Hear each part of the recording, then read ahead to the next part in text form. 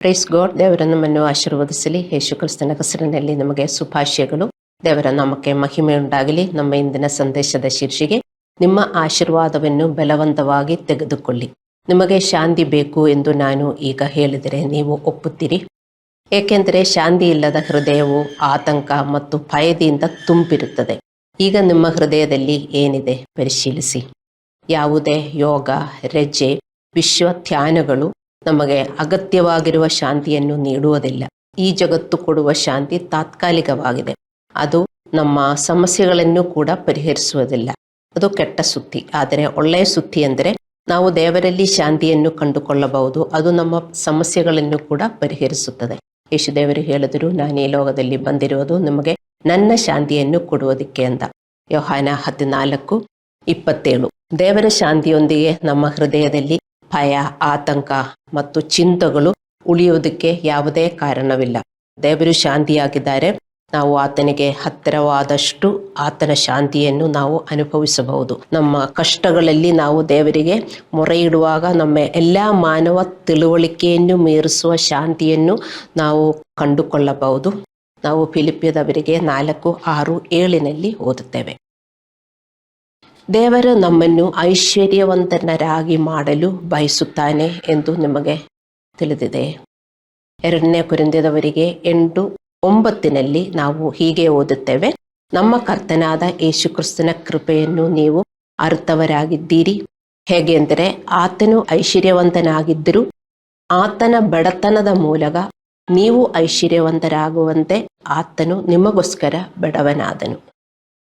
ನಮ್ಮನ್ನು ಐಶ್ವರ್ಯವಂತರನ್ನಾಗಿಸಲು ಅವನು ಬಡವನಾಗಿದ್ದನು ಎಂದು ಈ ಗ್ರಂಥ ಹೇಳುತ್ತದೆ.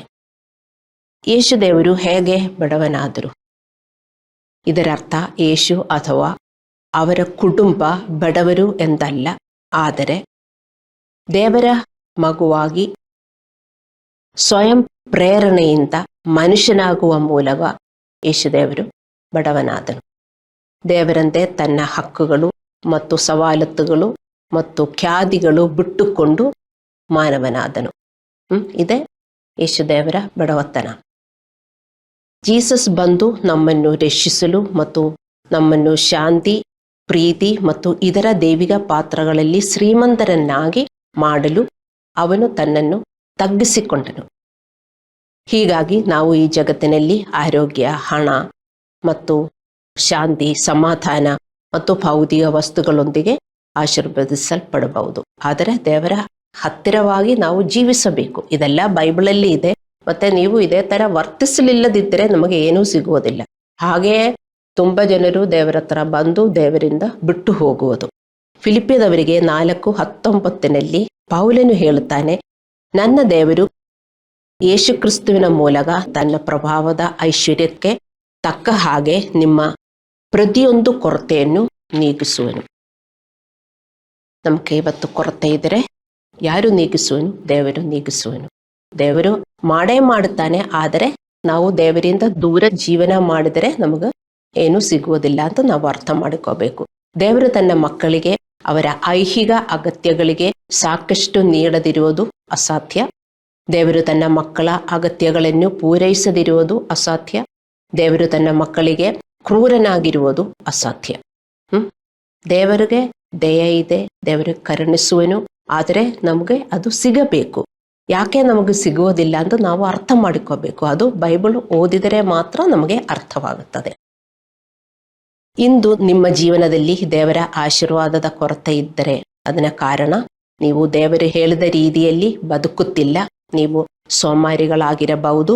ದೇವರ ನಿಯಮಗಳನ್ನು ಉಲ್ಲಂಘಿಸುವ ಸ್ವಾರ್ಥಿ ಜೀವನವನ್ನು ನೀವು ನಡೆಸುತ್ತಿರಬಹುದು. ಇದೇ ಕಾರಣ, ಬೇರೆ ಏನೂ ಇಲ್ಲ. ಏಕೆಂದರೆ ನಾವು ಆತನ ರಾಜ್ಯವನ್ನು ಹುಡುಕಿದರೆ ಈ ಜಗತ್ತಿನಲ್ಲಿ ನಮಗೆ ಬೇಕಾಗಿರುವ ಎಲ್ಲವನ್ನು ಸೇರಿಸಲಾಗುವುದು ಎಂದು ದೇವರು ನಮಗೆ ಭರವಸೆ ನೀಡಿದ್ದಾರೆ. ದೇವರು ಸುಳ್ಳು ಹೇಳುವುದಕ್ಕೆ ಮನುಷ್ಯನಲ್ಲ, ಅಲ್ಲವೇ? ದೇವರು ಹೇಳಿರುವ ಮಾತು ನಿಜ. ಅದು ಹಾಗೇ ಆಗುತ್ತದೆ.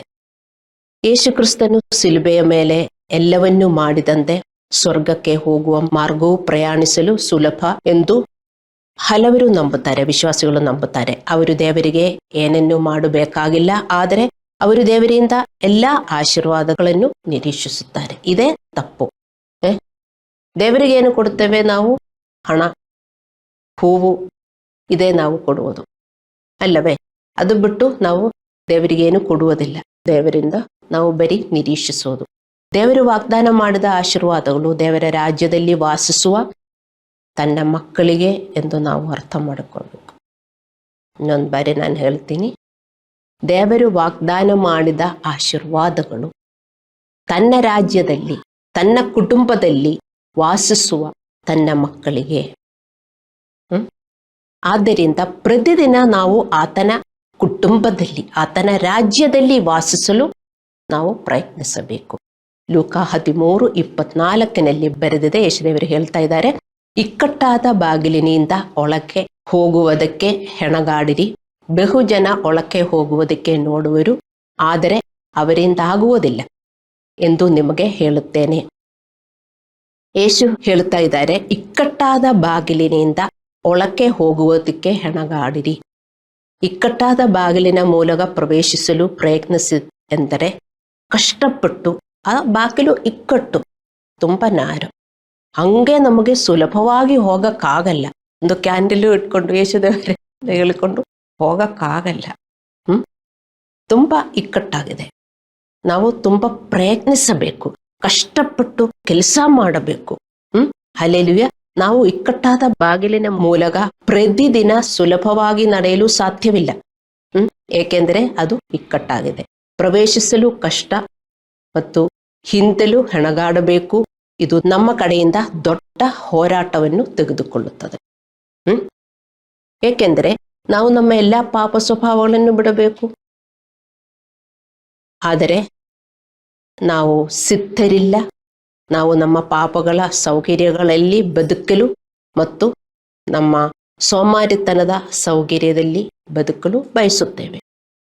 ನಮಗೆ ಹಿಂಗೇ ಜೀವಿಸಬೇಕು, ಮತ್ತೆ ದೇವರೇಂದು ನಾವು ದೇವರನ್ನು ಕರೆದರೆ ದೇವರೆಲ್ಲ ಕೊಡಬೇಕು ಅಲ್ಲವೇ? ಆದರೆ ನಮ್ಗೆ ತುಂಬ ಖುಷಿ ಆಗುತ್ತದೆ.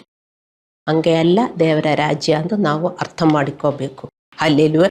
ಇದು ದೇವರ ರಾಜ್ಯ ಅಂದ್ರೆ ನೀವು ತಿಳ್ಕೊಬಾರದು ಇದೇನೋ ಕ್ರಿಶ್ಚಿಯನ್ ರಾಜ್ಯ ಅಂತ. ಇದು ಕ್ರಿಶ್ಚಿಯನ್ ರಾಜ್ಯ ಅಲ್ಲ, ಇದು ದೇವರ ರಾಜ್ಯ. ಅಂದ್ರೆ ಈ ಲೋಕದ ದೇವರ ರಾಜ್ಯ, ದೇವರ ಕುಟುಂಬ. ದೇವರಂದರೆ ನಮ್ಮ ತಂದೆ, ಅವರ ಮಕ್ಕಳಾಗಿ ನಾವು ಜೀವಿಸಬೇಕು. ಅದೇ ನಮ್ಮ ರಿಲೇಶನ್ಶಿಪ್.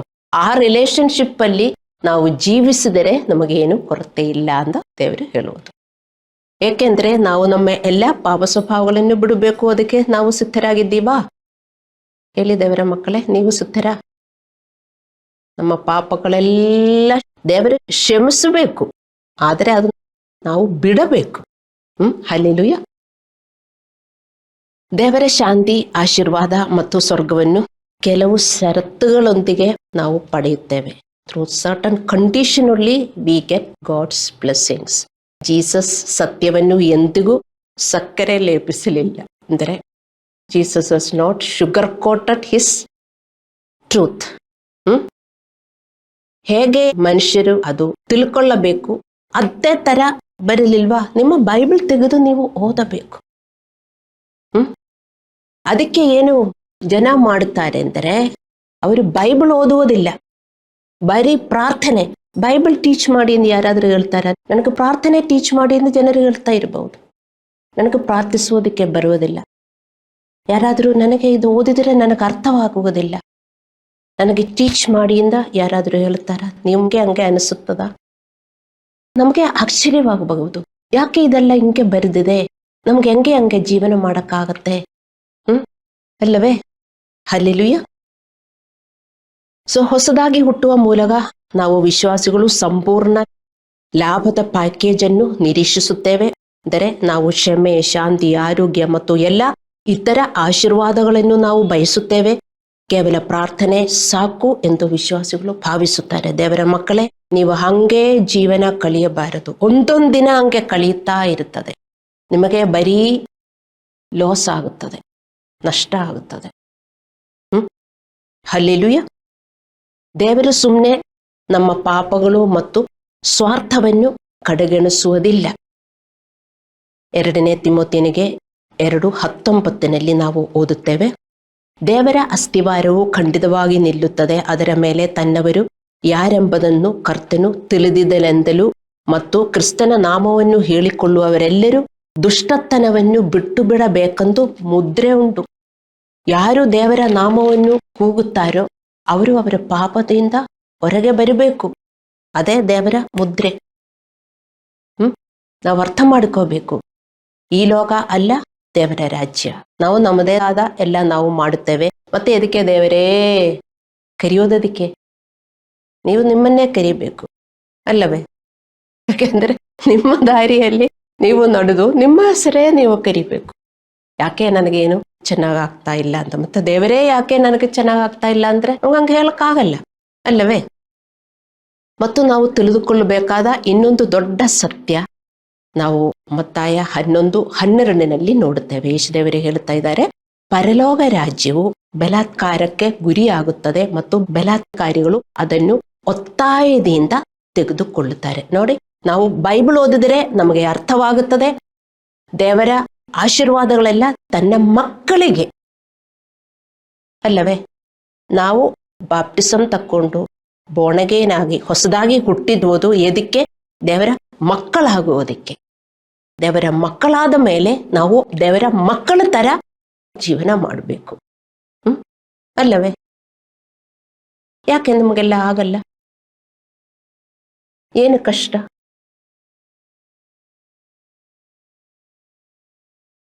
ಅಲ್ಲವೇ? ಏನು ಕಷ್ಟ? ನಿಮಗೇ ಗೊತ್ತು ನಿಮ್ಮ ಕಷ್ಟ. ಅದಕ್ಕೆ ದೇವರು ಹೇಳಿದ್ರು, ನಿಮ್ಮ ಕಷ್ಟ ದೇವರು ದಾರಿಯಲ್ಲಿ ನಡೆಯುವುದಕ್ಕೆ ನಿಮಗೇನು ಕಷ್ಟ ಇದೆ ಅದು ನಿಮಗೇ ಗೊತ್ತು. ಅದಕ್ಕೆ ದೇವರೇನು ಹೇಳ್ತಾರೆ? ಪರಲೋಕ ರಾಜ್ಯ ಅಂದ್ರೆ ದೇವರ ರಾಜ್ಯ. ನೀವು ಇದರ ಬಗ್ಗೆ ಸ್ಪಷ್ಟ ತಿಳುವಳಿಕೆಯನ್ನು ಹೊಂದಿರಬೇಕು. ದೇವರ ರಾಜ್ಯ ಅಂದ್ರೆ ಏನು? ರೋಮಪುರದವರಿಗೆ 14:17 ನಾವು ಓದುತ್ತೇವೆ, ತಿನ್ನುವುದು ಕುಡಿಯುವುದು ದೇವರ ರಾಜ್ಯ ಅಲ್ಲ, ಆದರೆ ನೀತಿಯು ಸಮಾಧಾನವು ಪವಿತ್ರಾತ್ಮನಲ್ಲಿ ಇರುವ ಆನಂದವೂ ಆಗಿದೆ. ಇದೇ ದೇವರ ರಾಜ್ಯ. ನಾವು ಹಾಗೆಯೇ ದೇವರ ರಾಜ್ಯದಲ್ಲಿ ನಾವು ಬದುಕಬೇಕಾಗಿರುವುದು. ಆದರೆ ನಮಗೆ ಎಲ್ಲ ಒಳ್ಳೆಯದಾಗುತ್ತದೆ. ಹೇಗೆ? ನೀತಿ. ದೇವರ ನೀತಿಯಲ್ಲಿ ನಾವು ಬೆಳೆಯಬೇಕು. ನಮಗೆ ದೇವರ ನೀತಿ ಇಲ್ಲ. ದೇವರ ನೀತಿಯಲ್ಲಿ ನಾವು ಬೆಳೆಯಬೇಕು ಮತ್ತು ನಮಗೆ ಯಾವಾಗಲೂ ಸಂತೋಷ ಸಮಾಧಾನ ಉಂಟಾಗಬೇಕು. ಇದೆಯಾ? ನಮಗೆ ಇಲ್ಲ. ಬೆಳಗ್ಗೆ ಎದ್ದು ರಾತ್ರಿ ನಾವು ಮಲಗುವ ತನಕ ಎಷ್ಟೊಂದು ಕಷ್ಟ ನೋವುಗಳು ನಾವು ಹಾದು ಹೋಗ್ತಾ ಇದ್ದೇವೆ ಅಲ್ಲವೇ? ಒಂದೊಂದು ನಮ್ಮ ಮನಸ್ಸಿಗೆ ವಿಶ್ರಾಂತಿ ಸಿಗುವುದೇ ಇಲ್ಲ.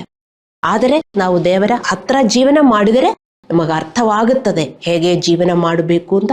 ಮತ್ತೆ ನಮಗೆ ಖುಷಿಯಾಗಿ ಸಮಾಧಾನದಿಂದ ನಮಗೆ ಜೀವನ ಮಾಡಬಹುದು. ಅದೇ ದೇವರ ರಾಜ್ಯ. ಮತ್ತೆ ಅದು ಹಾಗೆಯೇ ನಮಗೆ ಸಿಗುವುದಿಲ್ಲ. ಆದರೆ ನಾವು ಆಕ್ರಮಣಕಾರಿ ಮತ್ತು ಬಲಾತ್ಕಾರಿಗಳಾಗಲಿಲ್ಲದಿದ್ದರೆ ದೇವರ ರಾಜ್ಯದಲ್ಲಿ ಬದುಕಲು ಸಾಧ್ಯವಲ್ಲ. ದೇವರ ಮಕ್ಕಳಾಗಿ ಜೀವನ ಮಾಡಬೇಕಾದ್ರೆ ನೀವು ಹಿಂಗೆ ಸೋಮಾರಿಗಳಾಗಿ ದೇವರೇ ದೇವರೇ ಎಂದು ಕರೆಯುವುದೂ ಕಷ್ಟ. ಕೆಲವರಿಗೆ ಚರ್ಚ್ ಬರುವುದಕ್ಕೂ ಕೆಲವರಿಗೆ ಕಷ್ಟ. ಪಾಸ್ಟರ್ನ ಮೆಸೇಜನ್ನು ಓಪನ್ ಮಾಡಿ ಇನ್ನೊಂದು ಸಾರಿ ಕೇಳುವುದಕ್ಕೂ ಕೆಲವರಿಗೆ ಟೈಮ್ ಇಲ್ಲ. ಬೈಬಲ್ ಓದುವುದಕ್ಕೂ ಕಷ್ಟ. ಅಯ್ಯೋ, ಮೊಬೈಲಲ್ಲಿ ಎಷ್ಟೊಂದು ಒಳ್ಳೆ ಒಳ್ಳೆ ಸೀರಿಯಲು ಅದು ಇದು ಎಲ್ಲ ಇದೆ ಅಲ್ಲವೇ? ಮತ್ತೆ ಮನೆಯಲ್ಲೇ ಕೂತ್ಕೊಳ್ರಿ. ದೇವರ ರಾಜ್ಯದಲ್ಲಿ ನಮಗೆ ಬದುಕಕ್ಕಾಗಲ್ಲ. ಈ ಲೋಕದಲ್ಲಿ ಏನು ಕಷ್ಟ ಇದೆಯೋ, ನಾವು ಕಷ್ಟದಲ್ಲಿ ಹುಟ್ಟಿದ್ದೇವೆ, ನಾವು ಕಷ್ಟದಲ್ಲಿ ಬೆಳೆಯುತ್ತೇವೆ, ನಾವು ಕಷ್ಟದಲ್ಲಿ ಸಾಯುತ್ತೇವೆ. ದೇವರ ಮಕ್ಕಳೇ ಅರ್ಥ ಮಾಡಿಕೊಳ್ಳಿ. ನಮಗೇನೇ ಇದ್ರು, ಎಷ್ಟು ಶ್ರೀಮಂತರಾಗಿ ನಾವು ಹುಟ್ಟಿದರು, ಒಳ್ಳೆ ಎಜುಕೇಶನ್ ಇದ್ರು, ಏನೇ ಇದ್ರು, ಆ ಸಮಾಧಾನ ಶಾಂತಿ ನಮಗೆ ಸಿಗುವುದಿಲ್ಲ. ನಮಗೆ ಗೊತ್ತು. ಈಗ ದೇವರ ಹತ್ರ ಬಂದ ಮೇಲೆ ನಿಮಗೆ ಈಗ ಅರ್ಥವಾಗಿರಬಹುದು. ಮೊದಲೆಲ್ಲ ನೀವು ತಿಳ್ಕೊಳ್ತಾ ಇರಬಹುದು, ಅಯ್ಯೋ ನನಗೆ ಮಾತ್ರ ಈ ಲೋಕದಲ್ಲಿ ಕಷ್ಟ ಇದೆ, ಈ ಲೋಕದಲ್ಲಿ ಎಲ್ಲರೂ ತುಂಬಾ ಚೆನ್ನಾಗಿ ಜೀವನ ಮಾಡ್ತಾ ಇದ್ದಾರೆ ಅಂತ ನೀವು ತಿಳ್ಕೊಳ್ತಾ ಇರಬಹುದು. ಈಗ ಹೆಂಗೆ ನಿಮ್ಮ ಯೋಚನೆಗಳು, ನಿಮ್ಮ ಒಪಿನಿಯನು ನನಗೆ ಗೊತ್ತಿಲ್ಲ. ಈ ಲೋಕದಲ್ಲಿ ಎಲ್ಲರಿಗೂ ಕಷ್ಟ ಉಂಟು. ನೀವು ಅರ್ಥ ಮಾಡ್ಕೋಬೇಕು. ಅದಕ್ಕೆ ಅವರಿಗೆ ದೇವರು ಬೇಕು. ಅಲ್ಲಾಂದ್ರೆ ದೇವರು ಯಾರಿಗೆ ಬೇಕು? ಯಾರಿಗೂ ಬೇಕು ದೇವರು? ಕಷ್ಟ ಇದ್ದರೆ ತಾನೇ ದೇವರ ಹತ್ರ ಎಲ್ಲರೂ ಬರುವುದು ಹೇಳಿ. ಅರ್ಥ ಮಾಡಿಕೊಳ್ಳಿ ದೇವರ ಮಕ್ಕಳೇ. ಸೊ ನಾವು ಆಕ್ರಮಣಕಾರಿ ಮತ್ತು ಬಲಶಾಲಿಗಳು ಆಗಲಿಲ್ಲದಿದ್ದರೆ ದೇವರ ರಾಜ್ಯದಲ್ಲಿ ನಮಗೆ ಬದುಕೋದಿಕ್ಕೆ ಸಾಧ್ಯವಿಲ್ಲ. ಅಂದರೆ ದೇವರ ನೀತಿಯಲ್ಲಿ ನಮಗೆ ಬದುಕಕ್ಕಾಗಲ್ಲ, ದೇವರ ಶಾಂತಿಯಲ್ಲಿ ನಮಗೆ ಬದುಕಕ್ಕಾಗಲ್ಲ, ದೇವರ ಸಂತೋಷದಲ್ಲಿ ಬದುಕಕ್ಕಾಗಲ್ಲ. ಅದಕ್ಕೆ ನೀವೆಲ್ಲರೂ ತುಂಬಾ ಉಪ್ಪಿನಿಂದ ಇಲ್ಲಿ ಕೂತ್ಕೊಳ್ಳುವುದು. ನಾವಿಲ್ಲಿ ಒಳ್ಳೆ ಚೇರ್ ಎಲ್ಲ ಪ್ರೊವೈಡ್ ಮಾಡಿದ್ದೇವೆ, ಆದರೂ ನಿಮ್ಮ ಮನೆಯಿಂದ ಒಂದು ಉಪ್ಪಿನ ಮೂಟೆ ತಕೊಂಡ್ಬಂದು ಅದರ ಮೇಲೇನೆ ಕೂತ್ಕೊಳ್ಳುವ ತರ ಎಲ್ಲರೂ ಕೂತ್ಕೊಳ್ಳುತ್ತಾರೆ. ಯಾಕೆ? ನೀವು ಈ ಲೋಕದಲ್ಲಿ ಜೀವನ ಮಾಡ್ತಾ ಇದ್ದೀರಿ. ಅದಕ್ಕೆ ದೇವರ ರಾಜ್ಯದಲ್ಲಿ ಜೀವನ ಮಾಡುವವರ ಮುಖ ನೋಡಿದರೆ ಗೊತ್ತಾಗುತ್ತದೆ. ನನ್ನ ಮುಖ ಯಾವಾಗಲೂ ಉಪ್ಪು ತರ ಇರ್ತದ? ನನಗೆ ಕಷ್ಟ ಇಲ್ಲ, ನಮ್ಮ ಮನೆಯಲ್ಲಿ ಎಲ್ಲ ಚೆನ್ನಾಗಿ ನಡೀತಾ ಇದೆಯಾ, ನನ್ನ ಜೀವನದಲ್ಲಿ ಏನು ಕಷ್ಟ ಇಲ್ಲ ಅಂತ ನೀವು ತಿಳ್ಕೊಂಡಿದ್ದೀರಾ? ನಾನು ಉಪ್ಪು ಮೂಟೆ ಎಲ್ಲ ತಕ್ಕೊಂಡಿಲ್ಲ. ನಾನು ದೇವರ ರಾಜ್ಯದಲ್ಲಿ ಜೀವನ ಮಾಡ್ತಾ ಇದ್ದೀನಿ. ಅದಕ್ಕೆ ಏನೇ ಕಷ್ಟ ಇದ್ರು, ದುಃಖ ಇದ್ರು ಸಂತೋಷವಾಗಿ ಇರುವುದಕ್ಕೆ ನಾನು ಕಲಿತುಕೊಂಡಿದ್ದೇನೆ, ನಾನು ಪ್ರಾಕ್ಟೀಸ್ ಮಾಡ್ತಾ ಇದ್ದೀನಿ. ಅರ್ಥ ಮಾಡಿಕೊಳ್ಳಿ ದೇವರ ಮಕ್ಕಳೇ. ಯಾಕೆಂದ್ರೆ ನಮ್ಮನ್ನು ಕರೆದಿರುವುದು ದೇವರ ರಾಜ್ಯದಲ್ಲಿ ಬೆಳೆಯುವುದಕ್ಕೆ, ವಾಸಿಸುವುದಕ್ಕೆ. ಹೌದು, ನಾವು ಈ ಲೋಕದಲ್ಲಿ ಜೀವನ ಮಾಡ್ತಾ ಇದ್ದೇವೆ, ಆದರೂ ನಮಗೆ ಗೊತ್ತಿರಬೇಕು ಹೇಗೆ ದೇವರ ರಾಜ್ಯದಲ್ಲಿ ನಾವು ಬದುಕಬೇಕು ಅಂತ. ಮತ್ತು ನಾವು ನಮ್ಮ ಶಾರೀರಿಕ ಪಾಪಗಳಲ್ಲಿ ಉಳಿದಿರುವಾಗ ದೇವರು ವಾಗ್ದಾನ ಮಾಡಿದ ಆಶೀರ್ವಾದಗಳು ಪಡೆಯಲು ಸಾಧ್ಯವಿಲ್ಲ. ನಾವು ನಮ್ಮ ಪಾಪಗಳಲ್ಲಿ, ಶಾರೀರಿಕ ಪಾಪಗಳಲ್ಲಿ ಉಳಿದಿರುವಾಗ ದೇವರ ವಾಗ್ದಾನ ಮಾಡಿದ ಆಶೀರ್ವಾದಗಳು ಪಡೆಯಲು ಸಾಧ್ಯವಿಲ್ಲ. ನನಗೆ ದೇವರ ಉಪಸ್ಥಿತಿ ತುಂಬಾ ಅನುಭವಿಸ್ತಾ ಇದೆ ಇಲ್ಲಿ. ಅರ್ಥ ಮಾಡಿಕೊಳ್ಳಿ ದೇವರ ಮಕ್ಕಳೇ. ವಿಶ್ವಾಸಿಗಳು ಅಜ್ಞಾನಿಗಳಾಗಿ ಜೀವನ ಮಾಡಬಾರದು. ತುಂಬಾ ಜನರು ಯೇಸು ದೇವರ ಹತ್ರ ಬಂದಿದ್ದಾರೆ, ಆದರೂ ಅವರು ಅಜ್ಞಾನಿಗಳಾಗಿ ಜೀವನ ಮಾಡುತ್ತಾರೆ. ಅವರು ಹೊಸದಾಗಿ ಹುಟ್ಟಿದ್ದಾರೆ, ಬಾಪ್ಟಿಸಮ್ ತಕ್ಕೊಂಡಿದ್ದಾರೆ, ಚರ್ಚ್ಗೆ ಬರ್ತಾರೆ, ಮತ್ತೆ ಅವರು ಹಳೆಯ ಜೀವನ ಮತ್ತು ಮುಂದುವರಿಸ್ತಾರೆ, ಪ್ರಾರ್ಥಿಸುತ್ತಾರೆ. ಅವರ ಜೀವನದಲ್ಲಿ ಬರೀ ನಿರಾಸೆ ನಿರಾಸೆ ನಿರಾಸೆ. ಅವರ ಮುಖ ನೋಡಿದರೆ ಇನ್ನೊಬ್ಬರು ಅವರ ಜೊತೆ ಚರ್ಚಲ್ಲಿ ಬರುವುದಿಲ್ಲ. ಅದಕ್ಕೆ ಚರ್ಚ್ಗಳಲ್ಲಿ ಜನ ಇಲ್ಲ. ನೀವೊಂದು ಟೆಸ್ಟಿಮನಿಯಾಗಿ ಜೀವನ ಮಾಡಿದರೆ ನಿಮ್ಮ ಜೊತೆ ಜನ ಬರ್ತಾರೆ. ಅಂದ್ರೆ ನಿಮಗೆ ಒಂದು ಇನ್ಸ್ಪಿರೇಷನ್ ಆಗುತ್ತೆ ಬೇರೆಯವರನ್ನ ಕರ್ಕೊಂಬರಕ್ಕೆ. ಏಕೆಂದರೆ ಯೇಸು ದೇವರಿಂದ ನನ್ನ ಜೀವನ ಬದಲಾಯಿತು. ಬೇರೆಯವರ ಜೀವನ ಬದಲಾಗಬೇಕು. ಅದೇ ನಮ್ಮ ಜೀವನ. ಅರ್ಥ ಮಾಡಿಕೊಳ್ಳಿದ್ದೇವರ ಮಕ್ಕಳೇ. ಹಲ್ಲೆಲೂಯ. ನಾವು ಎಲ್ಲಿ ಆಕ್ರಮಣಕಾರಿಗಳಾಗಿರಬೇಕು? ನಮ್ಮ ಆತ್ಮದಲ್ಲಿ. ದೇವರ ರಾಜ್ಯಕ್ಕಾಗಿ ಪವಿತ್ರಾತ್ಮನಲ್ಲಿ ಶಾಂತಿ ಮತ್ತು ಸಮಾಧಾನವನ್ನು ಹೊಂದಲು ನಾವು ಆಕ್ರಮಣಕಾರಿಗಳಾಗಿ ನಾವು ಜೀವನ ಮಾಡಬೇಕು. ಮತ್ತು ಇದೆಲ್ಲ ಮಾಡುವುದಕ್ಕೆ ನಾವು ಅರ್ಥ ಮಾಡಿಕೋಬೇಕು, ಅದು ಹಾಗೇ ಬರುವುದಿಲ್ಲ. ಆಧ್ಯಾತ್ಮಿಕ ಶ್ರದ್ಧೆ ತಾನಾಗಿಯೇ ಬರಬೇಕು ಎಂದು ಹಲವರು ಭಾವಿಸುತ್ತಾರೆ. ಇದು ತಪ್ಪು ನಂಬಿಕೆ. ನಿಮಗೆ ಅರ್ಥವಾಯ್ತೆ? Spiritual earnestness will not come by itself. ನೀವದು ಬಲವಂತವಾಗಿ ತಕ್ಕೋಬೇಕು. ಅದೇ ಯೇಸುದೇವರಲ್ಲಿ ಹೇಳಿದರು, ಪರಲೋಕ ರಾಜ್ಯವು ಬಲಾತ್ಕಾರಕ್ಕೆ ಗುರಿಯಾಗುತ್ತದೆ ಮತ್ತು ಬಲಾತ್ಕಾರಿಗಳು ಅದನ್ನು ಒತ್ತಾಯದಿಂದ ತೆಗೆದುಕೊಳ್ಳುತ್ತಾರೆ. ಪ್ರಾರ್ಥಿಸುವುದಕ್ಕಾಗಲ್ಲ. ಪ್ರಾರ್ಥನೆ ಮಾಡುವಾಗ ಮೊಬೈಲ್ ಪಕ್ಕದಲ್ಲಿ ಎಲ್ಲರೂ ಆನ್ ಇಟ್ಬಿಟ್ಟು ಒಂದು ಸೌಂಡ್ ಬಂದ್ರೆ ದೇವರೇ ದೇವರೇ ದೇವರೇ ದೇವರೇ, ಬೇರೆ ಯಾರು ಬಂದ್ರೆ ಮೊಬೈಲ್ ಸ್ವಿಚ್ ಆಫ್ ಮಾಡಿಬಿಟ್ಟು ನೀವು ಪ್ರಾರ್ಥನೆ ಮಾಡಬೇಕು. ವಿಶ್ವಾಸಿಗಳು ಮೊಬೈಲ್ ಪಕ್ಕದಲ್ಲಿ ಇಟ್ಟು ಫುಲ್ ಸೌಂಡ್ ಅಲ್ಲಿ ಇಟ್ಬಿಟ್ಟು ಕಣ್ಣು ಮುಚ್ಚಿಕೊಂಡು ಪ್ರಾರ್ಥನೆ ಮಾಡ್ತಾರೆ. ಒಂದು ಸೌಂಡ್ ಬಂದ್ರೆ ಸಾಕು. ಎಲ್ಲ ಒಳ್ಳೆಯದಲ್ಲ ದೇವರ ಮಕ್ಕಳೇ. ನೀವು ಮಾತಾಡುವುದು ದೇವರ ಹತ್ರ ಅಂತ ಅರ್ಥ ಮಾಡಿಕೋಬೇಕು. ಎಷ್ಟು ಕೇರ್ಲೆಸ್ ಆಗಿ ನೀವೆಲ್ಲರೂ ದೇವರನ್ನು ಕನ್ಸಿಡರ್ ಮಾಡ್ತೀರಿ. ದೇವರು ಅವರು. ನೀವು ಒಂದು ದೊಡ್ಡವರ ಮುಂದೆ ಮಾತಾಡಕ್ಕಿರುವಾಗ ನಿಮ್ಮ ಮೊಬೈಲ್ ನೋಟಿಫಿಕೇಶನ್ ಬಂದ್ರೆ ನೀವು ಇಲ್ಲ ಸರ್ ನಾನು ಈಗ ಮೆಸೇಜ್ ಮಾಡ್ತೀವಿ ಅಂತ ಹೇಳ್ತೀರಾ? ಅದೇ ತರನ ನೀವೆಲ್ಲರೂ ಮಾಡುವುದು. ಯಾರು ದೇವರಿಗೆ ರೆಸ್ಪೆಕ್ಟೇ ಕೊಡುವುದಿಲ್ಲ. ಪ್ರಾರ್ಥನೆ ಮಾಡುವಾಗ ದೇವರ ಮಕ್ಕಳೇ ನಿಮ್ಮ ಮೊಬೈಲ್ ಬೇರೆ ಕಡೆ ಇಟ್ಬಿಡಿ, ಅಲ್ಲಾಂದ್ರೆ ಸ್ವಿಚ್ ಆಫ್ ಮಾಡಿ. ಅದು ಆನ್ ಮಾಡಿಬಿಟ್ಟು ಯಾರು ಪ್ರಾರ್ಥನೆ ಮಾಡಬಾರದು. ಮೆಸೇಜ್ ಬರ್ತದೆ, ಅಲ್ಲಾಂದ್ರೆ ಬೇರೆ ನೋಟಿಫಿಕೇಶನ್ ಬರ್ತದೆ, ಏನೇನು ಬರ್ತದೆ ಅಂತ ನಿಮಗೆ ಗೊತ್ತು. ಹಲ್ಲೆಲೂಯಾ. ಅದು ನಿಮಗಾಗುವುದಿಲ್ಲ, ಇಲ್ಲ ಫೋನ್ ಇಲ್ಲೇ ಇರ್ಬೇಕು, ಅಲ್ಲಾಂದ್ರೆ ಪಾಕೆಟಲ್ಲಿ ಆಗ್ತೇನೆ ಅಂತ ಬಲಾತ್ಕಾರದಿಂದ ಬೇರೆ ರೂಮಲ್ಲಿ ನೀವು ಭದ್ರವಾಗಿ ಇಟ್ಕೋಬೇಕು. ಬಲಾತ್ಕಾರ ಬೇಕು ನಮಗೆ. ಯಾಕೆ? ಮನಸ್ಸು ಸಿದ್ಧವಾಗಿದೆ ಸರಿ, ಆದರೆ ದೇಹಕ್ಕೆ ಬಲ ಸಾಲದು. ದೇವರು ಹೇಳಿದರು ಮತ್ತಾಯ 26:41. ಮನಸ್ಸು ಸಿದ್ಧವಾಗಿದೆ, ಆದರೆ ದೇಹಕ್ಕೆ ಬಲ ಸಾಲದು. ಅದಕ್ಕೆ ಶೋಧನೆಗೆ ಒಳಗಾಗದಂತೆ ಎಚ್ಚರವಾಗಿತ್ತು ಪ್ರಾರ್ಥಿಸಿರಿ. ದೇವರು ನಮಗೆ ಪರಿಶುದ್ಧಾತ್ಮನನ್ನು ಕೊಟ್ಟಿದ್ದಾರೆ. ನಿಮ್ಮ ಹೃದಯದಲ್ಲಿ ನೀವು ಹೊಸದಾಗಿ ಹುಟ್ಟಿ ಬಾಪ್ಟಿಸಮ್ ತಕ್ಕೊಂಡಿದ್ದರೆ ನಿಮ್ಮ ಆತ್ಮನ ಜೊತೆಗೆ ಇನ್ನೊಂದು ಆತ್ಮ ಇದೆ, ಪವಿತ್ರಾತ್ಮ. ಅರ್ಥ ಮಾಡಿಕೊಳ್ಳಿ. ಪವಿತ್ರಾತ್ಮನಿಗೆ ದೇವರ ಪ್ರಕಾರ ನಿಮ್ಮನ್ನು ನಡೆಸೋದಿಕ್ಕೆ ಇಚ್ಛೆ ಇದೆ. ಆದರೆ ನಮ್ಮ ಶರೀರ ಅದು ಬಿಡುವುದಿಲ್ಲ. Our flesh is weak. ದೇಹಕ್ಕೆ ಬಲ ಸಾಲದು. ಅದಕ್ಕೆ ನಾವು ಫೋರ್ಸಿಬಲಿ ದೇವರೇನು ಹೇಳುತ್ತಾರೋ ಅದು ಮಾಡಬೇಕು. ಯಾರ್ಯಾರು ಫೋರ್ಸಿಬಲಿ ದೇವರು ಹೇಳುವುದನ್ನು ಮಾಡೋಕ್ಕಾಗಲಿಲ್ಲದೆಂದರೆ ಯಾರಿಗೂ ಮಾಡೋಕ್ಕಾಗಲ್ಲ. ದೇವರ ಮಕ್ಕಳೇ, ನಾನಿಲ್ಲಿ ಈಗ ನಿಂತ್ಕೊಳ್ಳೋದು ಅಷ್ಟು ಸುಲಭವಾಗಿ ನನಗೆ ಇಲ್ಲಿ ನಿಲ್ಲಕ್ಕಾಗತ್ತೆ ಅಂತ ನೀವು ತಿಳ್ಕೊಂಡಿದ್ದೀರಾ? ನನಗೆ ಕಷ್ಟಗಳಿಲ್ಲ ಇಲ್ಲಿ ನಿಲ್ಕೊಳ್ಳೋಕೆ. ಅರ್ಥ ಮಾಡಿಕೊಳ್ಳಿ. ದೇವರು ನನ್ನನ್ನು ಕರೆದಿರುವುದು ಇದಕ್ಕೆ. ನಾನು ಬಲಾತ್ಕಾರ ಮಾಡಲಿಲ್ಲದಿದ್ದರೆ ನನಗಿಲ್ಲಿ ನಿಲ್ಲಕ್ಕಾಗಲ್ಲ. ಚರ್ಚೆ ಮುಚ್ಚಬೇಕಾಗುತ್ತದೆ. ಅರ್ಥ ಮಾಡಿಕೊಳ್ಳಿ ದೇವರ ಮಕ್ಕಳೇ. ಹಲ್ಲೆಲೂಯಾ. ಅದಕ್ಕೆ ಯೇಸುದೇವರು ಹೇಳಿದರು ಮತ್ತಾಯ 26:41, ಶೋಧನೆಗೆ ಒಳಗಾಗದಂತೆ ಎಚ್ಚರವಾಗಿತ್ತು ಪ್ರಾರ್ಥಿಸಿರಿ. ಮನಸ್ಸು ಸಿದ್ಧವಾಗಿದೆ ಸರಿ, ಆದರೆ ದೇಹಕ್ಕೆ ಬಲ ಸಾಲದು. ನಮ್ಮ ಆತ್ಮವು ಸಿದ್ಧವಾಗಿದೆ, ಆದರೆ ಮನಸ್ಸು ದುರ್ಬಲವಾಗಿದೆ. ಆದ್ದರಿಂದ ನಾವು ಎಚ್ಚರವಾಗಿರಬೇಕು ಮತ್ತು ಪ್ರಾರ್ಥಿಸಬೇಕು. ನಾವು ಬಲಾತ್ಕಾರದಿಂದ ನಮ್ಮ ಪಾಪ ಸ್ವಭಾವವನ್ನು ನಿಯಂತ್ರಿಸಬೇಕು. ಬಲಾತ್ಕಾರದಿಂದ ನಮಗೆ ಹಂಗೆ ಕೋಪ ಮಾಡಬೇಕು ಎಂದು ಬರ್ತದೆ, ಜಗಳ ಮಾಡಬೇಕು ಎಂದು ಬರ್ತದೆ. ಯಾಕೆಂದರೆ ಅವರು ಮಾಡಿರೋದು ಹಾಗೆ. ನಮಗೆ ತಡ್ಕೊಳ್ಳಕ್ಕಾಗಲ್ಲ, ಬೇರೆಯವರನ್ನು ಕ್ಷಮಿಸೋದಕ್ಕೆ ನಮಗೆ ಆಗಲ್ಲ. ಅಷ್ಟು ಕೆಟ್ಟದು ಮಾಡಿರಬಹುದು, ನಾವೇನು ಮಾಡಲಿಲ್ಲ, ಆದರೂ ಅವರು ಕೆಟ್ಟದು ಮಾಡಿದ್ದಾರೆ. ಆದರೂ ಏನು ದೇವರು ಹೇಳ್ತಾರೆ? ನೀವು ಶತ್ರುವನ್ನು ಕೂಡ ನೀವು ಪ್ರೀತಿಸಬೇಕು ಅಂತ. ನಮ್ಮ ಫ್ಲೆಶ್ಗೆ, ಶರೀರಕ್ಕೆ ಆಗಲ್ಲ. ಬಲಾತ್ಕಾರದಿಂದ ನೀವು ಕಂಟ್ರೋಲ್ ಮಾಡಬೇಕು. ಸಿದ್ಧರಾಗಿದ್ದೀರಾ ದೇವರ ಮಕ್ಕಳೇ? ಇದೇ ದೇವರ ರಾಜ್ಯ. ಹೀಗೆ ನಾವು ವಾಸಿಸಿದರೆ ನಮಗೆಷ್ಟು ಖುಷಿ ಆಗುತ್ತದೆ ಗೊತ್ತಾ? ನಮಗೆ ಸಂತೋಷವಾಗುತ್ತದೆ. ನಮ್ಮ ದೇಹಕ್ಕೆ ಆರೋಗ್ಯ ಸಿಗುತ್ತದೆ. ಹಲ್ಲೆಲೂಯಾ.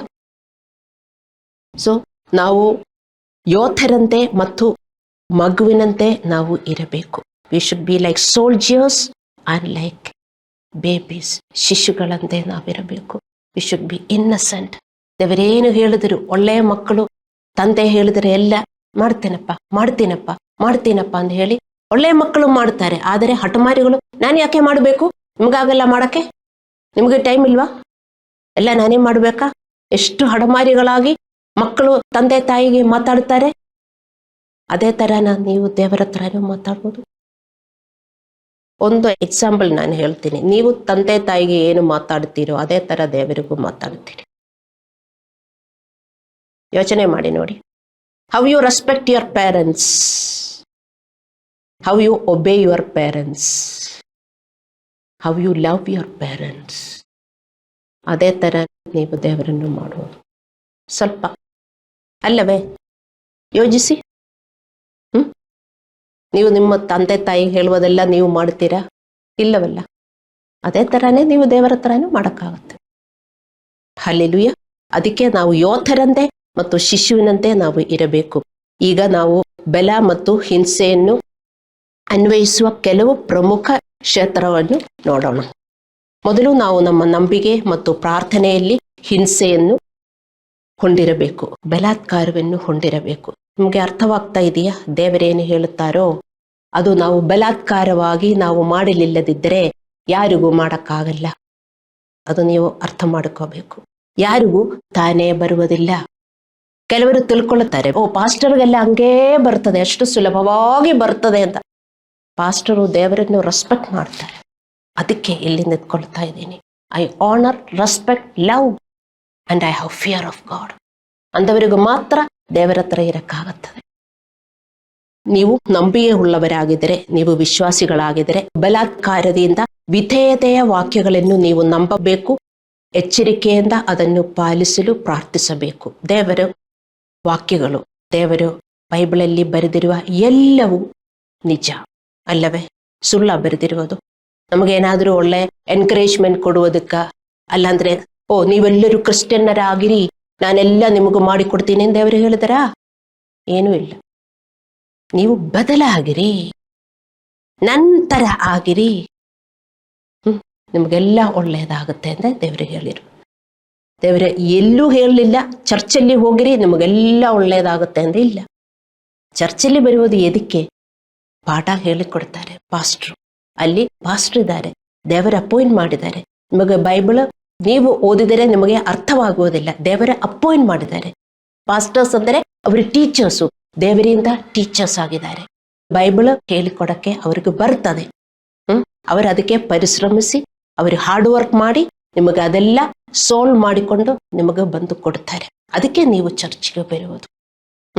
ಕೇಳಿಸ್ಕೊಂಡು ಬರೀ ಹೋಗುವುದಲ್ಲ. ಸ್ಟೂಡೆಂಟ್ಸು ಕಾಲೇಜು ಸ್ಕೂಲಲ್ಲಿ ಹೋಗಿದರೆ ಬರೀ ಕೇಳಿಸ್ಕೊಂಡು ಬಂದರೆ ಅವ್ರಿಗೇನು ಒಳ್ಳೆ ಡಿಗ್ರಿ ಸಿಗ್ತದಾ? ಇಲ್ಲ. ಅವರು ಕೂತ್ಕೊಂಡು ಓದಬೇಕು ಅಲ್ಲವೇ? ಅದೇ ತರ ಪಾಸ್ಟರ್ ಹೇಳುವ ವಾಕ್ಯಗಳು ಓದಬೇಕು, ಅದೇ ತರ ಜೀವನ ಮಾಡುವುದಕ್ಕೆ ನೀವು ಪರಿಶ್ರಮಿಸಬೇಕು. ಹಲ್ಲೆಲೂಯಾ. ಸೊ ಬೈಬಲ್ ಓದಿದರೆ ನಮಗೆ ನಂಬಕ್ಕಾಗಲ್ಲ, ಅಯ್ಯೋ ಅದು ಪಾಲಿಸಬೇಕಾ, ನಿಮಗೆ ಅನುಮಾನ ಬರ್ತದೆ. ಆದರೆ ನೀವು ಬಲಾತ್ಕಾರದಿಂದ ವಿಶ್ವಾಸಿಗಳಾಗಿದ್ದರೆ, ನೀವು ಬಲಾತ್ಕಾರದಿಂದ ನೀವು ನಂಬಬೇಕು. ನಿಮ್ಮ ಆತ್ಮ, ನಿಮ್ಮ ಮನಸ್ಸಿಗೆ ಅದು ನಂಬಕ್ಕಾಗುವುದಿಲ್ಲ. ಅಯ್ಯೋ ಹಿಂಗೆಲ್ಲ ಮಾಡಬೇಕಾ, ಹಂಗೆಲ್ಲ ಮಾಡಬೇಕಾ, ಇದು ನಾನು ವರ್ತಿಸಬೇಕಾ, ಹಂಗೆ ಅನುಮಾನ ಬರ್ತದೆ. ಬೈಬಲಲ್ಲಿ ಅದಲ್ವಾ ಬರೆದಿರುವುದು? ಬಲಾತ್ಕಾರದಿಂದ ನೀವು ವಿಶ್ವಾಸ ಮಾಡಲಿಲ್ಲದಿದ್ದರೆ ನಿಮಗೆ ಫೇತೇ ಬರುವುದಿಲ್ಲ. ಮತ್ತೆ ಅದನ್ ಪ್ರಕಾರ ಪ್ರಾರ್ಥಿಸಬೇಕಂದ್ರೆ ಬಲಾತ್ಕಾರದಿಂದ ನಾವು ಪ್ರಾರ್ಥಿಸಬೇಕು. ಯಾರಿಗೂ ತಾನಾಗಿಯೇ ಪ್ರಾರ್ಥಿಸಬೇಕು ಅಂತ ಬರುವುದಿಲ್ಲ. ನಿಮ್ಮಲ್ಲಿ ತುಂಬಾ ಜನರು ಹೇಳ್ತಾರೆ, ನನಗೂ ಪ್ರಾರ್ಥಿಸೋಕೆ ಬರ್ತಾನೆ ಇಲ್ಲ, ಪ್ರಾರ್ಥಿಸಬೇಕು ಅಂದಿರ್ತದೆ, ಬರ್ತಾನೆ ಇಲ್ಲ. ನನಗೂ ಕೆಲವು ಸಾರಿ ಹಂಗೆ ಬರ್ತದೆ.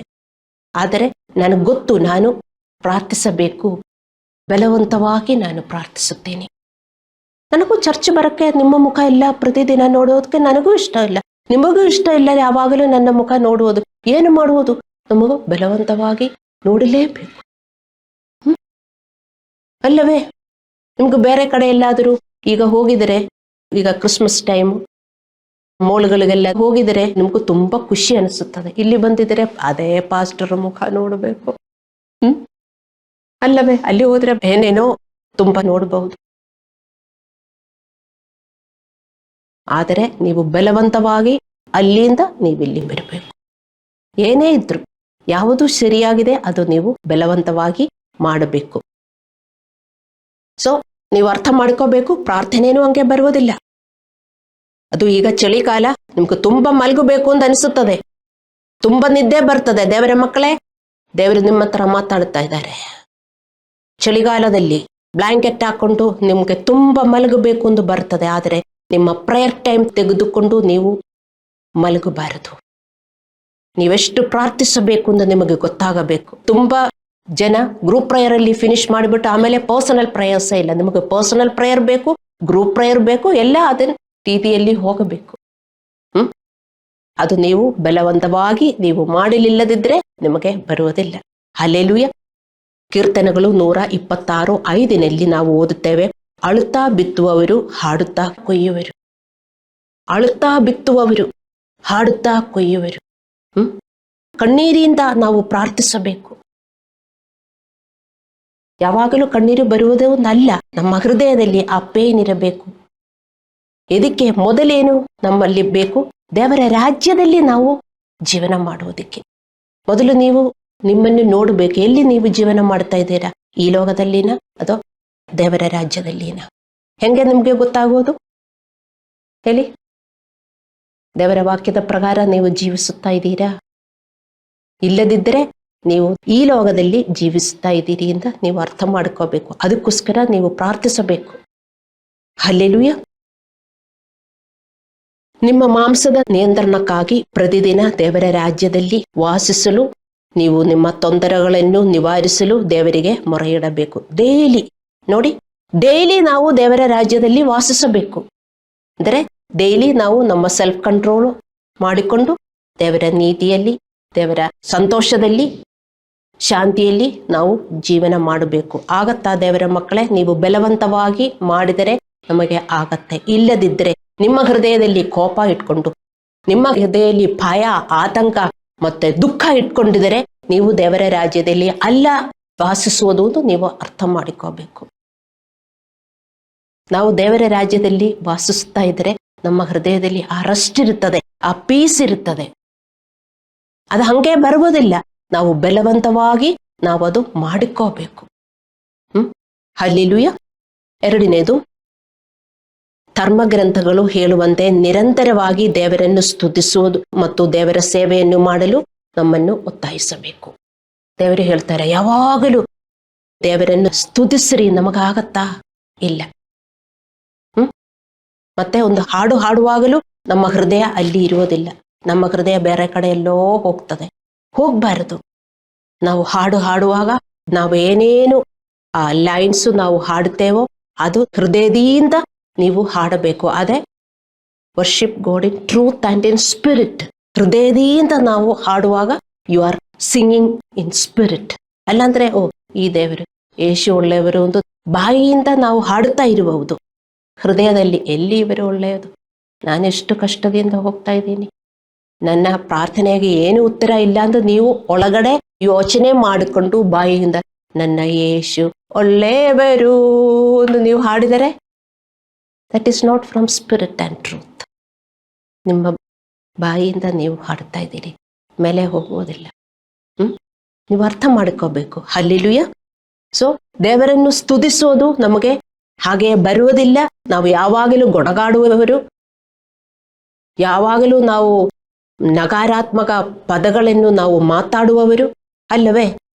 ಅದೆಲ್ಲ ನೋಡಿ, ನಾನೀ ಹೇಳುವುದೆಲ್ಲ ನೀವು ಪ್ರಾಕ್ಟೀಸ್ ಮಾಡಲಿಲ್ಲದಿದ್ದರೆ ಯಾರಿಗೂ ಬರುವುದಿಲ್ಲ. ಅಭ್ಯಾಸ ಮಾಡಲಿಲ್ಲದಿದ್ದರೆ ಯಾರಿಗೂ ಬರುವುದಿಲ್ಲ. ನೀವು ಬರೀ ಸಭೆಗಳಿಗೆ ಬಂದು ಪಾಸ್ಟರ್ನ ಬೋಧನೆಗಳನ್ನು ನೀವು ಕೇಳಿಸ್ಕೊಂಡು ಹಾಗೆಯೇ ಹೋಗಿಬಿಟ್ರೆ ನಿಮಗಿದು ಮಾಡಕ್ಕಾಗುವುದಿಲ್ಲ. ನೀವು ಪ್ರಾಕ್ಟೀಸ್ ಮಾಡಬೇಕು. ಈ ವಾಕ್ಯಗಳೆಲ್ಲ ನೀವು ಹೋಗಿ ಓದಬೇಕು.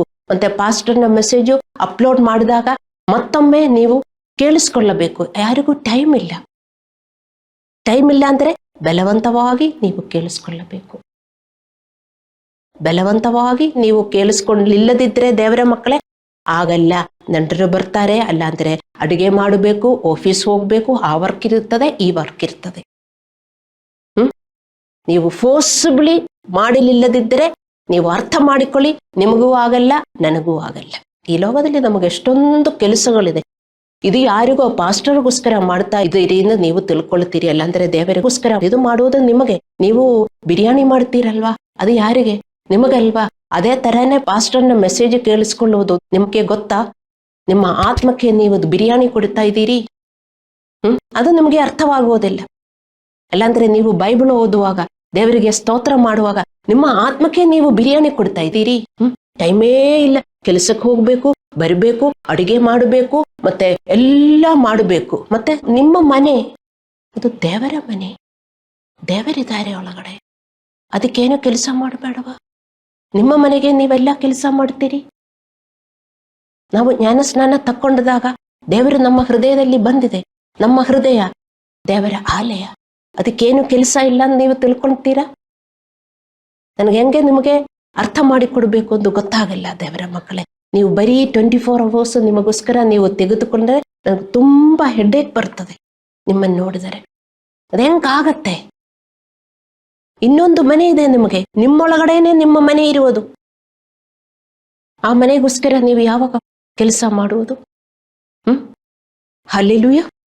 ಮತ್ತೆ ದೇವರ ಕೆಲಸ ಮಾಡುವುದಕ್ಕೆ ನಮಗೆ ಟೈಮ್ ಇಲ್ಲ, ಬರುವುದಿಲ್ಲ. We don't feel like doing. ಮತ್ತೆ ಬರುವುದಿಲ್ಲ.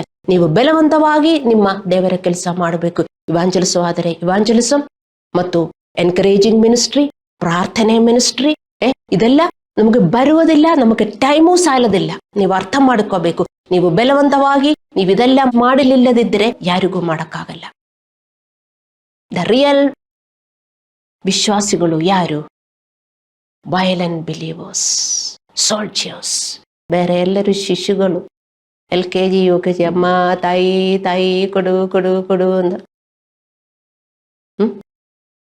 ಹೆಂಗೆ ಸಿಗ್ತದೆ ದೇವರ ಮಕ್ಕಳೇ? ನೀವು ಬೆಳೆಯಬೇಕು.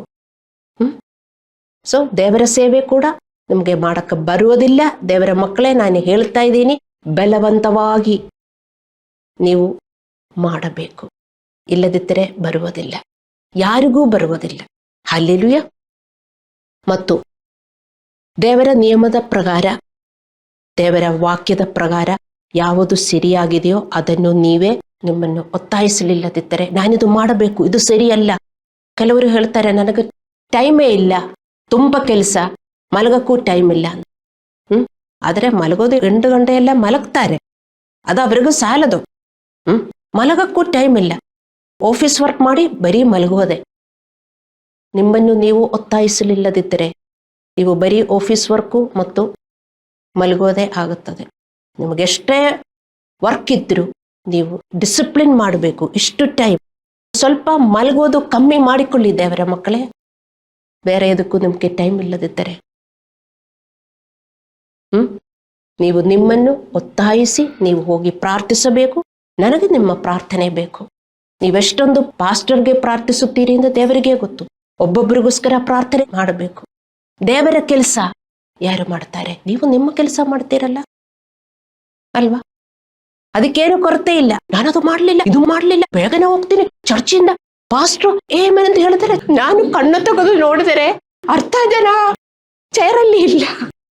ಮನೆ ಕೆಲಸ ಇದೆ, ಅಯ್ಯೋ ಅದು ಮಾಡಬೇಕು ಇದು ಮಾಡಬೇಕು ಅಂತ ಓಡಿ ಓಡಿ ಹೋಗ್ತಾರೆ. ದೇವರ ಮನೆಯಲ್ಲಿ ಕೆಲಸ ಇಲ್ಲ ದೇವರ ಮಕ್ಕಳೇ? ಯಾರು ಹಂಗೆ ಓಡಿ ಹೋಗ್ಬಾರದು. ನಮ್ಮ ಮನೆಯಲ್ಲಿ ಎಷ್ಟು ಕೆಲಸ ಇದ್ರು ಫೆಲೋಶಿಪ್ ಮಾಡಿಕೊಂಡು ಪ್ರೇಯರ್ ಮಾಡಿಕೊಂಡು ಹಂಗೇನೆ ನೀವು ಹೋಗ್ಬೇಕು. ಸುಮ್ಮನೆ ಹಂಗೆ ಯಾರು ಓಡಿ ಹೋಗ್ಬಾರದು. ಅರ್ಥ ಮಾಡಿಕೊಳ್ಳಿ ದೇವರ ಮಕ್ಕಳೇ. ನಿಮ್ಮ ಮನೆಯಲ್ಲಿ ಎಲ್ಲಾ ಕೆಲಸ ನೀವು ಮಾಡ್ತೀರಿ. ನಿಮ್ಮ ಮನೆ ದೇವರ ಮನೆ. ಆ ಮನೆಯಲ್ಲಿ ನೀವು ಏನು ಮಾಡ್ತಾ ಇದ್ದೀರಿ ಯೋಚನೆ ಮಾಡಿ. ಅದು ಹಾಗೆ ಮಾಡಕ್ ಬರಲ್ಲ ನೋಡಿ. ನಿಮ್ಮ ಮನೆಯಲ್ಲಿ ಕೆಲಸ ಇದ್ದರೆ ನೀವು ಓಡಿ ಓಡಿ ಹೋಗಿ ಅದು ಫಿನಿಶ್ ಮಾಡ್ತೀರಿ. ಒಂದಿನ ನೀವು ಪಾಸ್ಟರ್ಗೆ ಪ್ರೇಯರ್ ಮಾಡಿದರ, ಸಭೆ ಇದೆ ಆ ಸಭೆಗೋಸ್ಕರ ನೀವು ಪ್ರೇಯರ್ ಮಾಡಿದರ, ಒಬ್ಬೊಬ್ಬರಿಗೆ ಪ್ರೇಯರ್ ಮಾಡಿದರ, ನಿಮ್ಮ ಮಿನಿಸ್ಟ್ರಿ ಮಾಡಿದರ, ಎಷ್ಟೊಂದು ಕೆಲಸ ಇದೆ. ಅದೆಲ್ಲ ನಿಮ್ಮ ಮನೆಯ ಕೆಲಸ. ನೀವು ಮಾಡುವ ಮಿನಿಸ್ಟ್ರಿ ನಿಮ್ಮ ಮನೆಯ ಕೆಲಸ. ನೀವು ಪ್ರಾರ್ಥಿಸೋದು ನಿಮ್ಮ ದೇವರ ಮನೆಯ ಕೆಲಸ. ಇದೆಲ್ಲ ಬಿಟ್ಬಿಟ್ಟು ಬರೀ ನಿಮ್ಮ ಮನೆಯೆಲ್ಲ ಚೆನ್ನಾಗಿ ನೀವು ನೋಡಿಕೊಂಡಿದರೆ ನೀವು ದೇವರ ರಾಜ್ಯದಲ್ಲಿ ಜೀವಿಸುವವರಲ್ಲ ಅಂತ ಅರ್ಥ ಮಾಡಿಕೊಳ್ಳಿ. ಅದು ಯಾರಿಗೂ ಹಂಗೆ ಮಾಡಕ್ಕ ಆಗುವುದಿಲ್ಲ. ನಾವು ಬಲವಂತವಾಗಿ ನಮ್ಮನ್ನು ಒತ್ತಾಯಿಸಲಿಲ್ಲದಿದ್ದರೆ ಯಾರಿಗೂ ಬರುವುದಿಲ್ಲ ಎಂದು ಯೇಸುದೇವರು ಹೇಳುವುದು. ಹಲ್ಲೆಲೂಯ. ಇನ್ನೊಂದು ಇದು ನಾನು ಹೇಳಬೇಕು, ಏಕೆಂದ್ರೆ ದೇವರ ಕೆಲಸಕ್ಕಾಗಿ ನೀವು ನೀಡಬೇಕಾದಂತೆ ನಿಮ್ಮ ಆದಾಯದ ಪಾಲನ್ನು ಕೊಡಲು ಸಹ ನೀವು ನಿಮ್ಮನ್ನು ಒತ್ತಾಯಿಸಬೇಕಾಗಿರುತ್ತದೆ. ಅನೇಕ ವಿಶ್ವಾಸಿಗಳು ದೇವರ ಕೆಲಸಕ್ಕಾಗಿ ಕೊಡುವುದರಲ್ಲಿ ಜಿಪುಣರು. ಜ್ಞಾನೋಕ್ತಿಗಳು 3:9-10 ನಾವು ಓದುತ್ತೇವೆ, ನಿನ್ನ ಆದಾಯದಿಂದಲೂ ಬೆಳೆಯ ಪ್ರಥಮ ಫಲದಿಂದಲೂ ಯೆಹೋವನನ್ನು ಸನ್ಮಾನಿಸು. ಹೀಗೆ ಮಾಡಿದರೆ ನಿನ್ನ ಕಣಜಗಳು ಸಮೃದ್ಧಿಯಿಂದ ತುಂಬುವವು, ತೊಟ್ಟಿಗಳಲ್ಲಿ ದ್ರಾಕ್ಷರಸವು ತುಂಬಿ ತುಳುಗುವುದು. ಮತ್ತು ಜ್ಞಾನೋಕ್ತಿಗಳು 11:24 ಬರೆದಿದೆ, ಒಬ್ಬನು ತನ್ನ ಧನವನ್ನು ಚೆಲ್ಲಿದರೂ ಅವನಿಗೆ ವೃದ್ಧಿ, ಮತ್ತೊಬ್ಬನು ನ್ಯಾಯವಾದದನ್ನು ಬಿಗಿ ಹಿಡಿದರೂ ಅವನಿಗೆ ಬಡತನ. ನ್ಯಾಯವಾದದನ್ನು ನೀವು ದೇವರಿಗೆ ಕೊಡಬೇಕು. ನಿಮಗೂ ಇಷ್ಟ ಬಂದದಲ್ಲ ಕೊಡಬೇಕಾಗಿರುವುದು. ನ್ಯಾಯವಾದದ್ದು ಅಂದರೆ ನಿಮಗೆ ಅನಿಸುವುದಿಲ್ಲ ಅದು ಕೊಡುವುದಕ್ಕೆ, ಅದೇ ನ್ಯಾಯವಾದದ್ದು. ಯಾಕೆ ನಾನು ಕೊಡಬೇಕು? ನನಗಿಲ್ವಲ್ಲ, ನನಗೆ ತುಂಬಾ ಸಾಲ ಇದೆಯಲ್ಲ. ನಿಮಗೆ ತುಂಬಾ ಸಾಲ ಇರೋದು ನ್ಯಾಯವಾದದ್ದು ನೀವು ಕೊಡ್ತಾ ಇಲ್ಲ,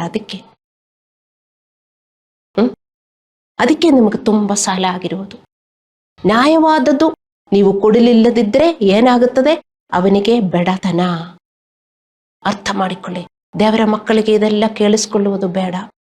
ಅವರು ಈ ಲೋಕದಲ್ಲಿ ಜೀವನ ಮಾಡಿಕೊಂಡು ಪರಲೋಕದ ಆಶೀರ್ವಾದಗಳೆಲ್ಲ ಬೇಕು ಅಂತ ಅವರು ಫಾಸ್ಟ್ ಮಾಡ್ತಾರೆ, ಪ್ರಾರ್ಥನೆ ಮಾಡ್ತಾರೆ, ಎಲ್ಲ ಮಾಡ್ತಾರೆ, ಮತ್ತೆ ದುಃಖದಲ್ಲೇ ಜೀವನ ಮಾಡ್ತಾರೆ.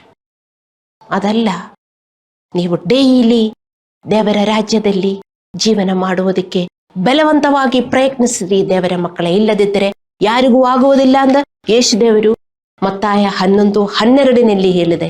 ಪರಲೋಕ ರಾಜ್ಯವು ಬಲಾತ್ಕಾರಕ್ಕೆ ಗುರಿಯಾಗುತ್ತದೆ ಮತ್ತು ಬಲಾತ್ಕಾರಿಗಳು ಅದನ್ನು ಒತ್ತಾಯದಿಂದ ತೆಗೆದುಕೊಳ್ಳುತ್ತಾರೆ.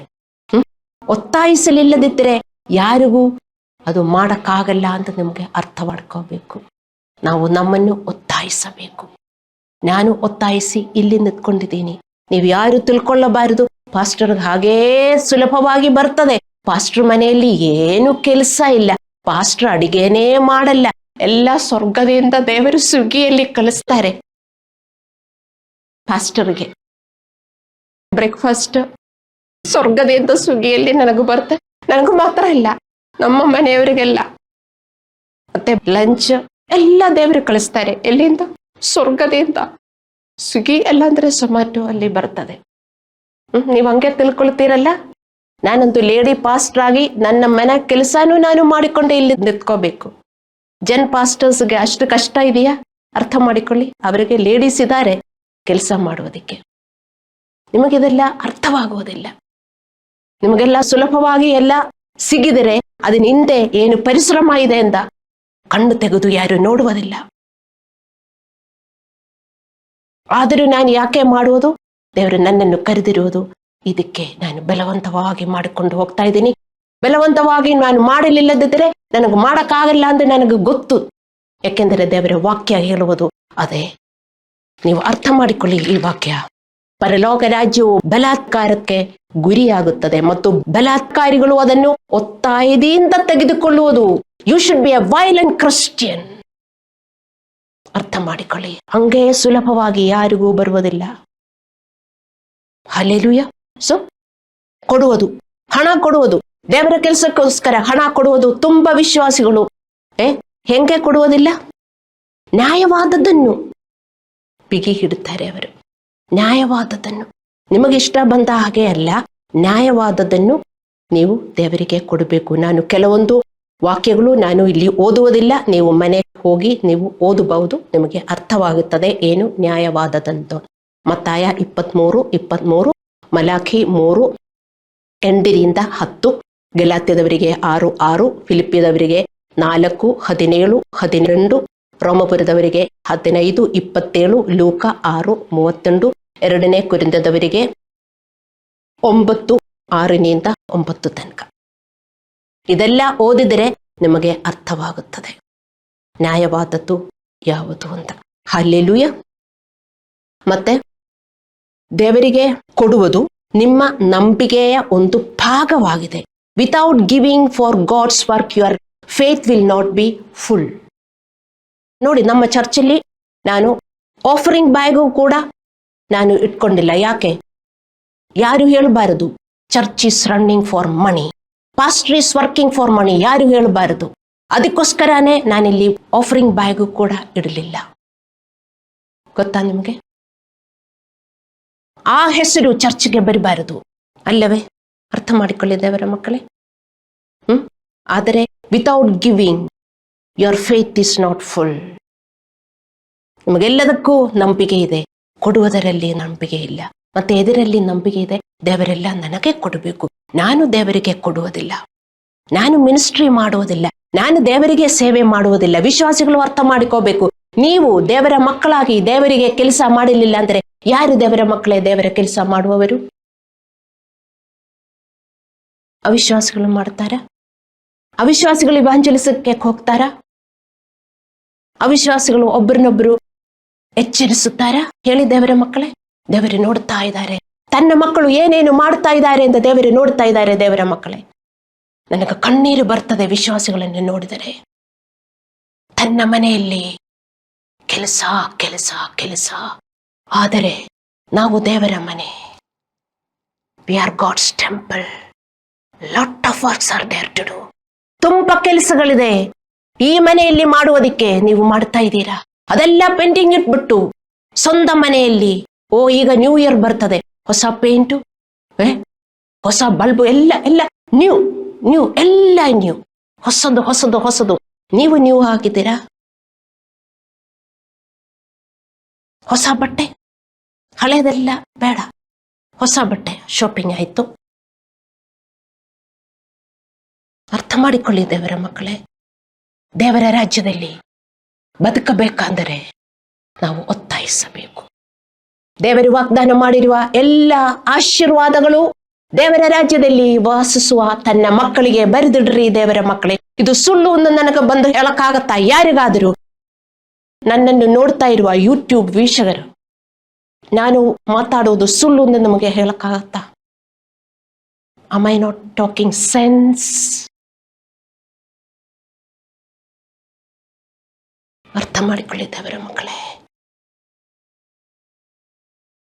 ದೇವರ ಆಲಯ ಕೆಲಸಗಳು ಹಂಗೆ ಇದ್ಬಿಟ್ಟು, ಅಯ್ಯೋ ಆಫೀಸ್ ಹೋಗ್ಬೇಕು, ನನಗೆ ದುಡ್ಡು ಬೇಕಲ್ಲ, ಅಲ್ಲಾಂದ್ರೆ ನಮ್ಮ ಮನೆ ಹಂಗೆ ರನ್ ಆಗೋದು. ಹೋಗಿರಿ, ಅದಕ್ಕೇನು ಪರವಾಗಿಲ್ಲ. ನೀವು ಆಫೀಸ್ ಹೋಗ್ಬೇಕು, ದುಡಿಯಬೇಕು. ಆದರೆ ನಿಮ್ಮ ಆತ್ಮಕ್ಕೋಸ್ಕರ work out your salvation with fear and trembling. ಅದು ಯಾರು ಮಾಡುವುದು? Work out your salvation with fear and trembling. ಭಯದಿಂದ, ನಡುಕದಿಂದ ನಿಮ್ಮ ರಕ್ಷೆಗೋಸ್ಕರ ಕೆಲಸ ಮಾಡಿ ಎಂದ ವಚನ ಇದೆ. ಯಾರು ಮಾಡುವುದು ಅದು? ವಿಶ್ವಾಸಿಗಳ. ಈ ವಚನವೆಲ್ಲ ಬರೆದಿರುವುದು ಯಾರಿಗೋಸ್ಕರ? ವಿಶ್ವಾಸಿಗಳು. ಒಂದು ದೊಡ್ಡ ಬೈಬಲ್, ಈಗ ದೊಡ್ಡ ಬೈಬಲ್ ಎಲ್ಲ ಇಲ್ಲ, ಈಗ ಎಲ್ಲ ಮೊಬೈಲಲ್ಲಿ ಇದೆ. ಎಲ್ಲ ಮೊಬೈಲ್ ತೆಗೆದು ಓದುವುದಿಲ್ಲ, ಜಾಸ್ತಿ ಮಾಡುವುದು ಪ್ರಾರ್ಥನೆ. ಹಿಂಗೆ ಜೀವನ ಮಾಡಬಾರದು ದೇವರ ಮಕ್ಕಳೇ. ನಿಮ್ಮನ್ನು ಒತ್ತಾಯಿಸಲಿಲ್ಲದಿದ್ದರೆ ಒಬ್ಬರಿಗೂ, ಈ ಲೋಕದಲ್ಲಿ ಇರುವ ಒಬ್ಬರಿಗೂ ದೇವರ ರಾಜ್ಯದಲ್ಲಿ ಬದುಕೋದಕ್ಕೆ ಆಗೋದಿಲ್ಲ. ಯಾಕೆಂದರೆ our flesh will never ever allow, never never. ಅರ್ಥ ಮಾಡಿಕೊಳ್ಳಿ ದೇವರ ಮಕ್ಕಳೇ. ಹಲ್ಲೆಲೂಯ. ಸೊ ದೇವರಿಗೆ ನ್ಯಾಯವಾದದ್ದನ್ನು ಕೊಡುವುದು ನಂಬಿಕೆಯ ಒಂದು ಭಾಗವಾಗಿದೆ.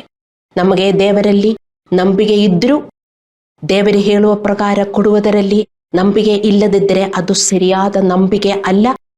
ಮಲಾಖಿ 3:10 ದೇವರು ನನ್ನನ್ನು ಪರೀಕ್ಷಿಸಲು ಹೇಳುತ್ತಾ ಇದ್ದಾರೆ.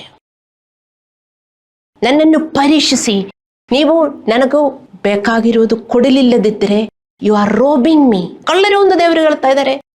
ಯಾರನ್ನು? ದೇವರ ಮಕ್ಕಳನ್ನು. ಅವರಿಗೂ ಸಾಲನೇ ಸಿಗ್ತದೆ, ದೇವರಿಗೆ ಕೊಡಕ್ಕೆ ದುಡ್ಡಿಲ್ಲ. ಅಯ್ಯೋ ಸಾಲ ಇದೆ, ತೀರಿಸ್ಬೇಕು. ಸಾಲ ಕಟ್ಟಿ ಕಟ್ಟಿ ಕಟ್ಟಿ ಕಟ್ಟಿ ಜೀವನ ಪೂರ್ತಿ ನೀವು ಸಾಲ ಕಟ್ಟುವುದೇ, ಮತ್ತೂ ಸಾಲ, ತಲೆ ಮೇಲೆ ಸಾಲ ಸಾಲ ಸಾಲ.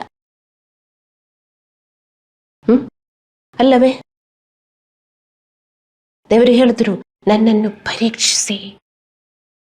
ದೇವರೇನು ಹೇಳ್ತಾರೋ ಅದು ನಾವು ಕಣ್ಣು ಮುಚ್ಚಿ ದೇವರ ಮಕ್ಕಳೇ ನಾವು ಪಾಲಿಸಬೇಕು. ನಾವು ಶಿಶುವಿನಂತೆ, unless you turn and become like a child, nobody can enter. ದೇವರ ಮಕ್ಕಳೇ, ನೀವು ಎಷ್ಟು ವರ್ಷ ಆಯ್ತು ಜ್ಞಾನ ಸ್ನಾನ ತಕೊಂಡು ನನಗೆ ಗೊತ್ತಿಲ್ಲ. ನೀವು ನಿಮ್ಮನ್ನು ಎಷ್ಟೊಂದು ಒತ್ತಾಯಿಸ್ತಾ ಇದ್ದೀರಿ ಅಂತ ನನಗೆ ಗೊತ್ತಿಲ್ಲ. Even after hearing this message, what your flesh is not allowing, ನೀವು ನಿಮ್ಮನ್ನು ಒತ್ತಾಯಿಸಬೇಕು. ಇಲ್ಲದಿದ್ದರೆ ದೇವರು ಪ್ರಾಮಿಸ್ ಮಾಡಿದ ಯಾವ ಪ್ರಾಮಿಸಸ್ಸು ನಮಗೆ ಬಂದು ಸೇರುವುದಿಲ್ಲ. ದೇವರ ಮಕ್ಕಳೇ ಅರ್ಥ ಮಾಡಿಕೊಳ್ಳಿ. ದೇವರ ಪ್ರಾಮಿಸಸ್ ಎಲ್ಲ yes and amen, yes and amen. ದೇವರು ಹೇಳುವುದು ಸುಳ್ಳಲ್ಲ, ಅರ್ಥ ಮಾಡಿಕೊಳ್ಳಿ. ಆದರೆ ಅದು ದೇವರ ಮಕ್ಕಳಿಗೆ ಮಾತ್ರ ವಾಗ್ದಾನ ಮಾಡಿರೋದು. ಈ ಲೋಕದಲ್ಲಿ ನಾವು ಜೀವನ ಮಾಡಿಕೊಂಡು ದೇವರೇ ಅದು ಕೊಡು ದೇವರೇ, ಇಲ್ಲೇ 2 ಕಾಲು ಇಲ್ಲೇ ಲೋಕದಲ್ಲೇ ಜೀವನ ಮಾಡುವುದು. ನನ್ನ ಬ್ಲೆಸ್ಸಿಂಗ್ ಎಲ್ಲ ಆ ಕಡೆ ಇದೆ, ನನ್ನ ಸೌಖ್ಯ, ಹಣ, ಬಿಡುಗಡೆ ಎಲ್ಲ ದೇವರ ರಾಜ್ಯದಲ್ಲಿ ಇದೆ. ನನಗೆ ಇಲ್ಲಿಂದ ಅಲ್ಲಿ ಹೋಗಕ್ಕಾಗಲ್ಲ.